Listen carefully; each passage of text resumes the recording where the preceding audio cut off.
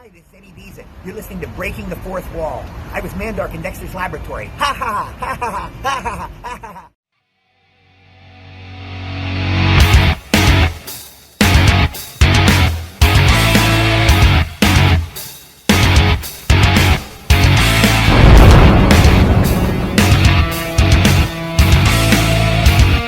You are listening to Breaking the Fourth Wall on Realm of the Mist Entertainment.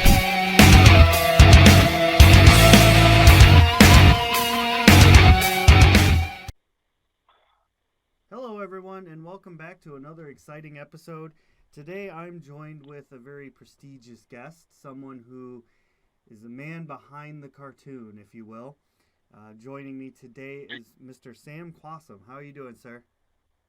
Yep, it's Sam Kwasman. How are you? Oh, boy. Oh boy. Perfect. What an intro. Right. Yeah, I'm not in the greatest duck today, but I'm doing okay. Hey, I'll warm up as I go on. It came across just fine to me. I mean, it sounded just like Little Quackers. So, No, I thank you very much. leading right into that, I mean, normally the first question I ask is what you think that you are most known for and all of that. And it sounds like you just kind of got that out there already, but why don't you tell the folks that are listening, some of the big stuff you've done. Sorry. Sorry, I didn't mean to mess you up there. I'm the voice of Little Quacker for Tom and Jerry cartoons, and we've done 5 seasons so far, and they're going to come out with a major motion picture, but I'm not in it. But but I used to do the voice of Donald Duck at Disney, and that's how I got the job as Little Quacker. And I did Donald Duck at Disney for about over a 17-year period with records and toys. We didn't do any cartoons, but you can hear me on the album Totally Mini and Talking Mickey Mouse Dolls and, the Fisher-Price toys and Gold Bond ice cream commercial, a lot of stuff, I started out in Disney on Parade as the voice of Donald Duck when I was 19. And, Donald's a irascible character. Mm-hmm. And each little thing will set him off. So he's a little different than little Quacker. He sounds like this.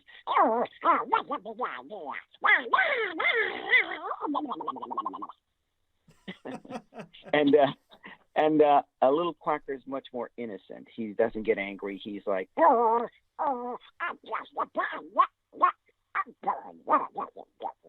he's a little innocent baby. Right. But it's the same darn voice. Come on. That's Just awesome. kidding. Yeah, well, I mean, that's the thing with voice acting is sometimes two characters might be pretty similar, right? Oh yes, the crossover is amazing, and there are little slight differences in the character's attitude, personality, viewpoint, that kind of thing. And when you do a character, you have to understand it's you have to make them laugh, cry, get angry, show grief, sadness, happiness, sing, all that. You can't make them dance, but that's up to the animator. Right. That's impressive. And I've talked to a few other voice actors who say the same thing. It's not this one just level voice that you have to do. You have to be able to do them distressed and angry, and you really got to practice that. Is that something that's kind of difficult for you, or is it pretty natural now? Well, yeah, it's natural. Now I've been doing it for decades, but I do other voices. But the point is that you just don't do the voice. You have to give him character. You have to give him a point of view. You have to give him an attitude. Donald Duck has an attitude. Mm-hmm. I think the best example is Popeye. Popeye has 2 personalities. One is the what's new, and the other one is blows me down. So he's got 2 voices. Literally, he talks to himself, with this thing in here, and then when he's talking to you, hey, what's a big idea? That kind of thing. Right. So, but you've got to be able to distinguish between the 2. And he's got a certain type of laugh, Mm-hmm. and he can sing and he can twirl his pipe, and you don't have to do that, but he's always he's always astounded when someone punches him, Yeah. and you have to create that those attitudes, those those feelings, so you get it across to the audience.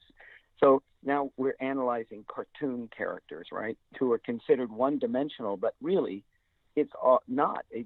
Voice acting is acting. You have to act, and acting. We don't act. You be. Acting. If you take acting lessons, they don't tell you don't act. Just be the character. Mm-hmm. So even in cartoons, you have to be the character. You just be the character. If he's angry, you get angry. If he's sad, you get sad. But you have to create that in the voice. So it's the same thing as, Shakespeare. Yeah. Well, I would almost maybe to say that voice acting is almost, a little bit more difficult because you don't have the luxury of portraying it yourself. You are having to portray it for another person.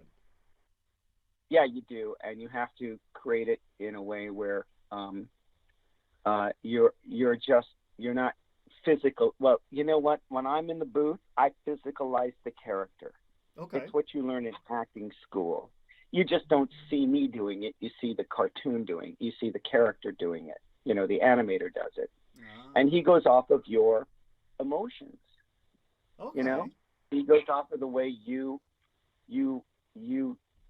talk, the way your attitude is. So, he'll draw to your feelings, or they'll direct you to say, now look, this character is going to be sad here. So then you're sad, Yeah. and you have to do it within 3 seconds, Right. Yeah. Oh, man. That'd be They rough. said, look, we gave you 3 seconds to say, have a great day, supercalifragilisticexpialidocious. I don't know what you're doing. I'm a bad luck duck. And it all has to be done in 3 seconds. Wow. So sometimes it's unintelligible, I got you. And for the duck, and I always tell them, and we're always looking for alternate words, because the hardest thing about the duck are one-syllable words like fix, which I had to do. And so, I don't know, we're analyzing cartoons, characters. I'm going to give you away all my secrets here to your audience. Yeah, there you go. That's what tends to happen. Yeah, it does. We can move to something else. Something that you had said a little bit ago. You had said that you've been doing this for decades. So yeah. I was asked this at work one day because I really want to be a voice actor myself. And so I'm going to ask you, a veteran seasoned pro, what made you want to be a voice actor? I have to tell you, I always loved doing cartoon voices, and I used to imitate Mel Blanc. I met Mel Blanc, and I went to the Mel Blanc School of Voices. Oh, wow. And Noel Blanc introduced us. He said, Donald Duck meets Daffy Duck, although the original voice of Donald Duck was alive. Oh. But I was doing records and toys for Disney, and I did Disney on Parade, where I did Donald Duck live. It was like you see it today's Disney on Ice. Mm-hmm. And it used to be a dance show. Disney on Parade was a dancing show, and I have stories about that. It was my first dance company. I was 19, and I was going to be a song and dance man, musical comedy, sing, dance, act, and do plays. And then one day I sat down at the piano in rehearsal and did a bunch of cartoon voices. One was Donald Duck, and Anna White, the choreographer, goes, "You're the next voice of Donald Duck for the show." Oh. Wow. And I go, "What? What?" And it was in 10 minutes. That was it. And I've been doing Donald Duck since I was 19. I was doing it 10 to 14 shows a week, doing the radio shows. I did What's My Line, which I'm sure your audience doesn't know about that show, but it was a big show back then. Oh, okay. And I was the mystery guest, and little Donald Duck comes out in a suit, and I'm in the back doing his voice. And so I perfected the voice. I do other voices, but that's the one that sticks out. It's the most recognizable one I do. Mm-hmm. And I came from an acting, singing, dancing background, musical comedy, and I did a lot of musicals as a dancer, as an actor, and television shows as an actor, and stand-up comedy at the Comedy Store, and on to Vegas and Reno and all that. But enough about me, right? No, not even. I love these kind of stories. Yeah, so it just happened, right time, right place. And then I went over to the studio and told them I was doing Donald Duck, and they started using me for toys and records. They hadn't made a cartoon until 1987, 88, when they did Roger Rabbit. Then they had an audition and gave it to somebody else. And I was really shocked because I had been doing it for so long. But they took all three of us out, Mickey, Donald, and Goofy, brought in three new guys. So what can I say? It's welcome to politics. So 25 years later, I get a call, and he says to me, "You still do a good duck?" I go, "Yeah, who are you?" And it turned out to be the director-producer of the Fox and the Hound, the animation supervisor. And I walked in the animation department one day at Disney Studios and did Donald Duck, and they never forgot it. He never forgot it. And 25 years later, he called me up. "I need a duck for Little Quacker." And it wasn't much of a stretch, and I wound up getting the job. And Warner Brothers still had an audition, and they auditioned 3,000 voice actors for that little role of that little duck, and I got it. But I was very lucky. That's amazing. So, yeah, it's like hitting the lottery. Then you have to hope they use you. Wow. And, just, I gotta say, I used to watch Tom and Jerry all the time. My kids watch it all the time, and I usually save it for the end, but I'm gonna say it now. Like, I'm quite honored to have you on the show because Little Quackers was always a favorite. It was this innocent little duck, but yet at the same time he had that little mischievous side, and he could hang with the best of them. And so it's quite an honor to talk to the voice, or the man behind the voice. Oh, thank you. So that's awesome. It's that big a deal. Yeah. But you just said when you were talking that you've done other stuff besides just voice acting. You've done actual acting as well. Do you have anything you're working on right now that you kind of want to get out there for people to check out? Yes, I'm in a movie called Letters from a Nut, produced by Jerry Seinfeld on Amazon Prime. There are the actual letters from the book Letters from a Nut. Oh, wow. And they read them out loud. It's hilarious. And I come out as a depressed clown to break up the letters. It's very, very odd. But we're going to do a new movie. Jerry's going to do a new one. Barry Martyr wrote these, by the way. Barry Martyr is the comedic writer and actor in Letters from a Nut at the we did it at the Geffen Theater. It was shot as a stage play. But now we're going to do a movie on how they created Letters from a Nut. And so we're waiting on that. That's for next year, I'm sure. Yeah. And you might recognize me from the Bob Newhart Show, Family Ties, Airwolf, Movies of the Week, Mad TV, things like that. I've done a lot of stuff, and national commercials. Jeez. So, and not just voices. So you got to work. Bob Newhart Show, here it is, how many years later?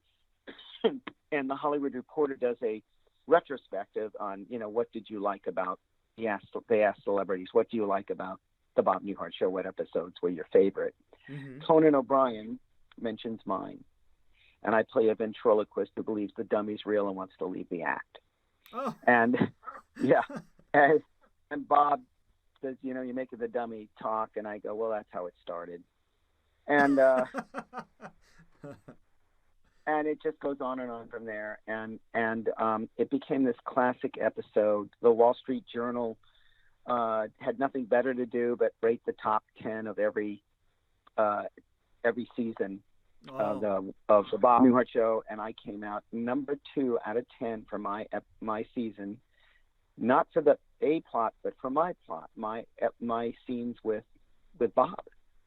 Wow. And then Conan, I sent him a thank you note. It's nice of you to mention me. Mm-hmm.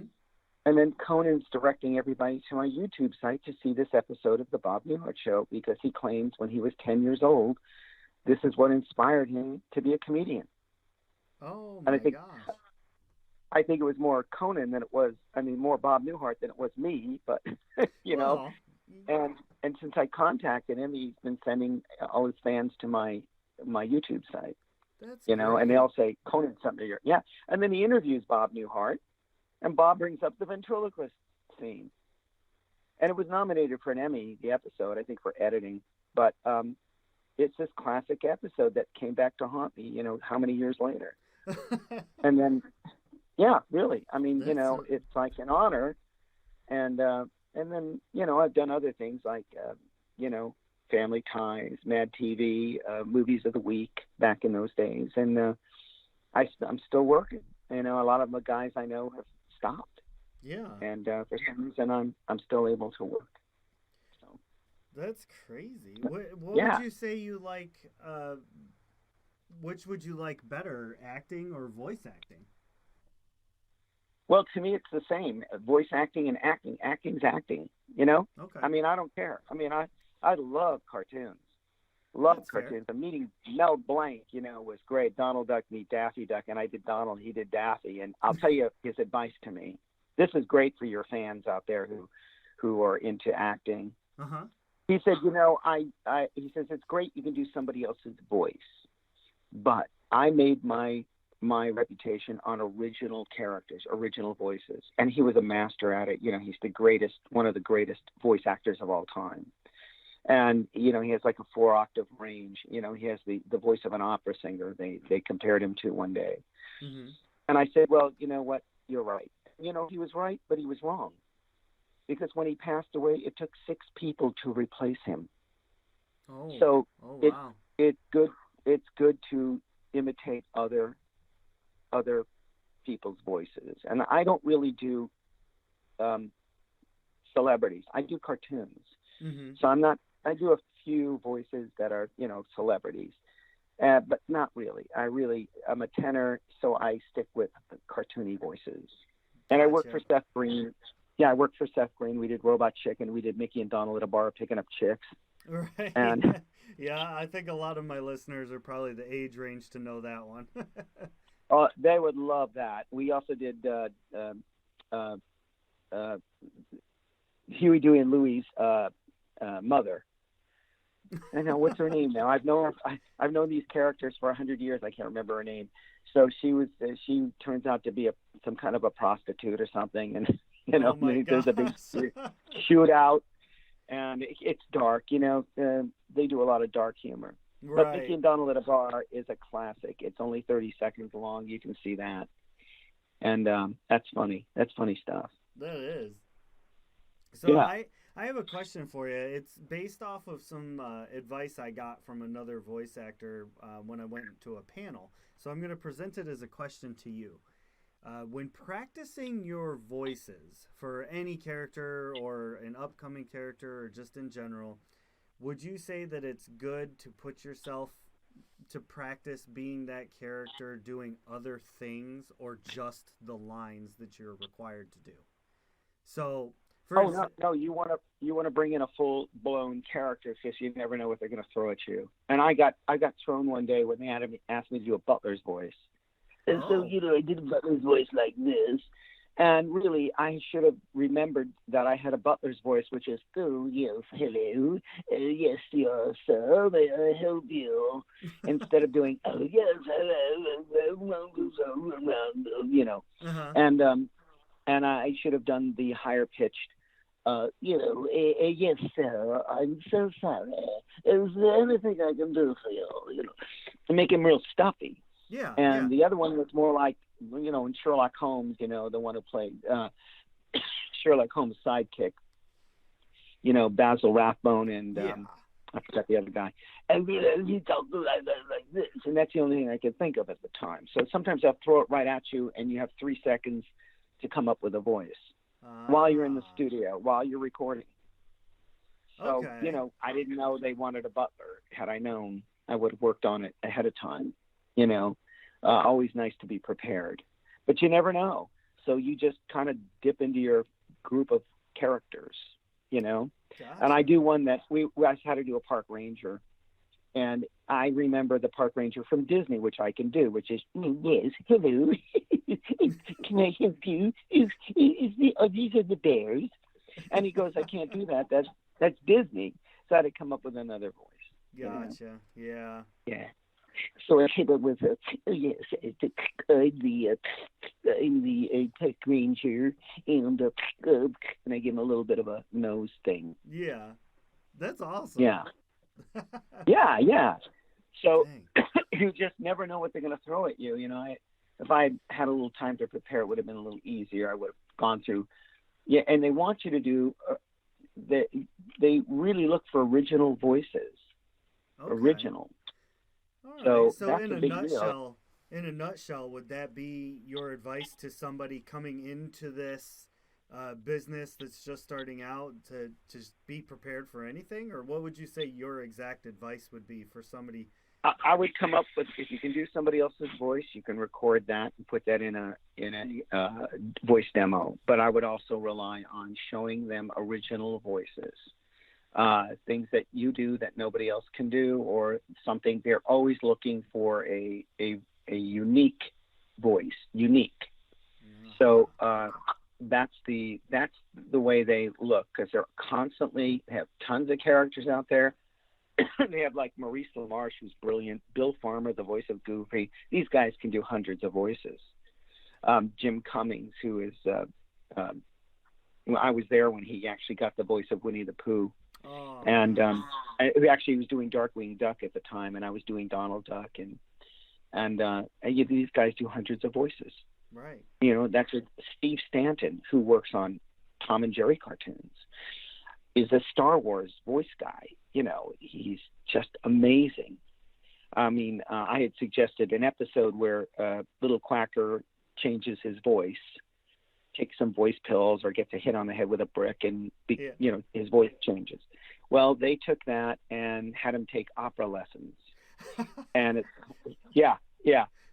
it's something Local Yokel is called, or something, or Little Quacker sings opera. You can see it on YouTube. That's awesome. And Steve Stanton comes in and does the voice change. They hire an opera singer to sing opera, and then they bring in Steve to do this Ronald Coleman voice. Your audience may not know who that is, but he had the most incredible speaking voice in the 40s and 50s, and he was a big major movie star. He was starred in Lost Horizon, the movie, and did tons of movies and radio shows back in the day. And he was an amazing actor, and he was very handsome, and he was a leading man. But he had a beautiful voice, and you can hear him go, "You tis a fall better thing," like whatever it is. I can't do his voice; he's a deeper voice. And Steve comes in and does it. I mean, he does so many voices, and one guy. They take one guy and they have him do 10 voices. So Maurice LaMarche, who's the brain in Pinky and the Brain. I mean, he's well known.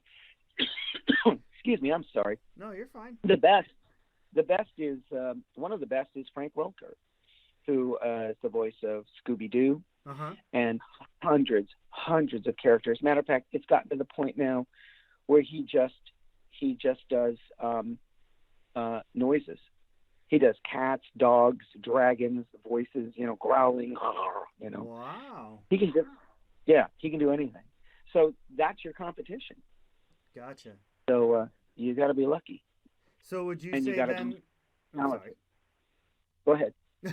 Well, I was just gonna say, would you say then it's good to have a wide range, like that you could do high pitched and low pitched, or should you just go for one singular pitch and just kind of stay in that general area? No, you do everything. You put it all out on the table. You do everything you can do. Okay. If you have a high-pitched voice and a high-pitched character, do it. If you can go low, like I said, Mel Blanc had a 4-octave range. So from Porky Pig, Tweety Pie, all the way down to Yosemite Sam, and all the low-pitched voices. What was that voice? The devil, the Tasmanian devil. Oh, right, right. Yeah. So the same guy that did Tasmanian Devil also did Tweety Pie? Yep. Yep. You heard it here first, folks. Well, back then, they sped him up 10%. Daffy Duck is the same as Sylvester the Cat. Sylvester's just 2 octaves lower, and he's a sloppy cat. Say, are you following me? We're a flat bird. And then Daffy is the same voice without the, Yeah. He's that, say, that kind of thing. Yeah, you're very good. Same at voice. those. Very, very Yeah, good. yeah. I love cartoons. And then you got Foghorn, like, so I say, hold on there. Are you talking to me? What, you know? And he also does the chicken hawk. I'm a chicken hawk. I'm gonna get you chicken. That's great.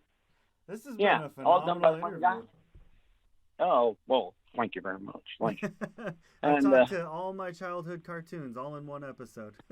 yeah, there you go. Yeah, do it all. What's up, Tom? Yeah, but you know, I do cartoons, but I also do, you know, stand-up comedy and you know, straight acting and stuff. The whole idea is all acting. It's all about acting. Yeah. You act with your voice. You act with your body when you do a play or a musical. So, and I danced. I was a dancer. I danced in the movie Mame with Lucille Ball. Oh, wow. Yeah, and that's how I started. And she was great. You know, she used to tell me stories. And yeah, seriously. So, you know, I've done a lot of things. Yeah, we definitely have to point people at not just your voice acting stuff. We've got to get it out there. You know, you said it earlier. So at the end here, I'd like for you to reiterate where the other stuff coming up. But for right this minute, can you tell people where they can find, you know, more about you in general? Like, I think before we started recording, you had mentioned your website. So if you want to hand that out. Yeah, I'm samkay3000.com, SAMKAY3000.com. And I'm on YouTube under my name, Sam Kwasman. You go to my site and you can see Bob Newhart, and I don't know if I have family ties on there, but you know, lots of cartoons and you know, on camera stuff. Mm-hmm. And I still do stand up. I play Vegas, Reno, Tahoe, and but mostly I try to stay in town on television. Like I said, we're doing Letters from a Nut on Amazon Prime, written by Barry Martyr, produced by Jerry Seinfeld, and we're going to do a new one, how they made Letters from a Nut. They created the book. Yeah, I and remember you bringing that up earlier. That's awesome. Yeah.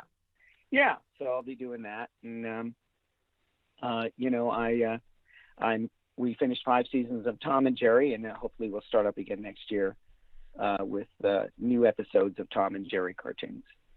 Awesome. Well, before I do any kind of closing statements, I have one last question for you.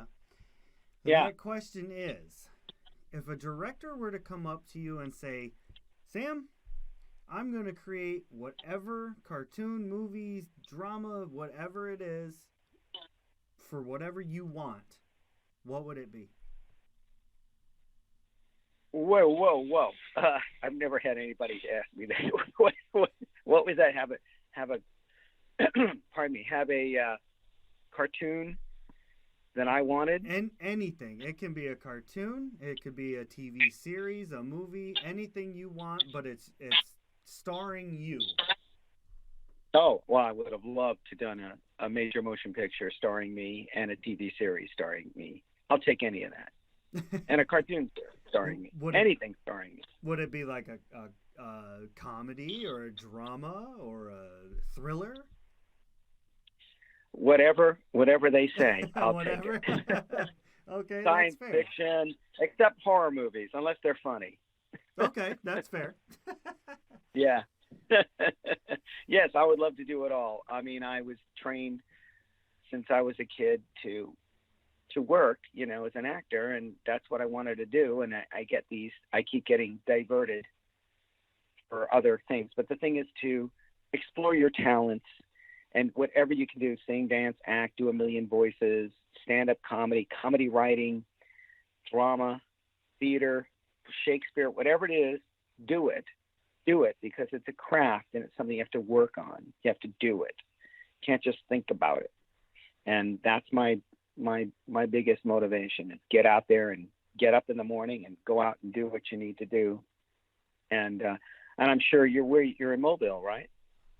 No, I'm in upstate New York. Oh, what am I talking about? I mean, upstate New York.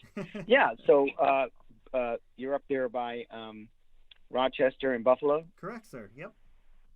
Yeah. So I've been up there. Plenty of theater up there. Mm-hmm. Plenty of things to do up there. And if you're really good, go down to New York City and start auditioning for Broadway shows if you think you're ready. Perfect. Because that's the key. That's the key. The key is to work. And if you're really, really good, you know, they like Robin Williams, you can't deny his talent. You Right. just can't deny it. You know, and someone once said to me, you got to be so good that they can't turn you down.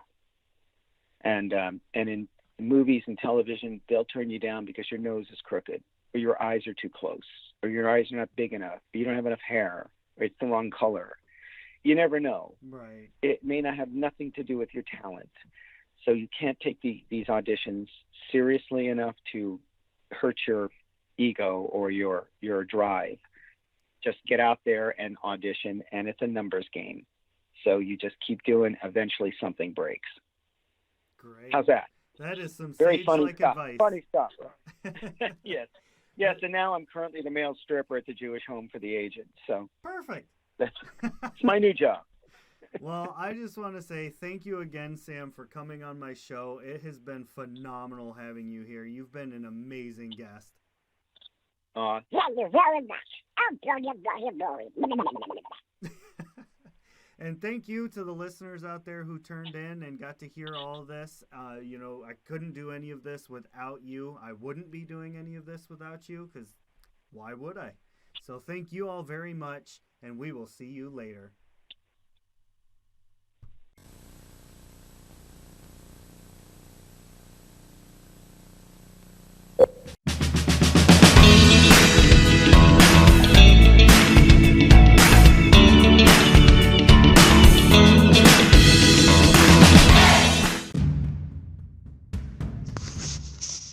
From celebrity interviews to Star Wars, to things that shouldn't be said but had to be said, to conspiracy theories, or maybe just a night of playing Dungeons and Dragons, whatever the podcast you're looking for could be found here at Realm of the Mist Entertainment. Make sure you check out all of our shows because there's something for everybody there.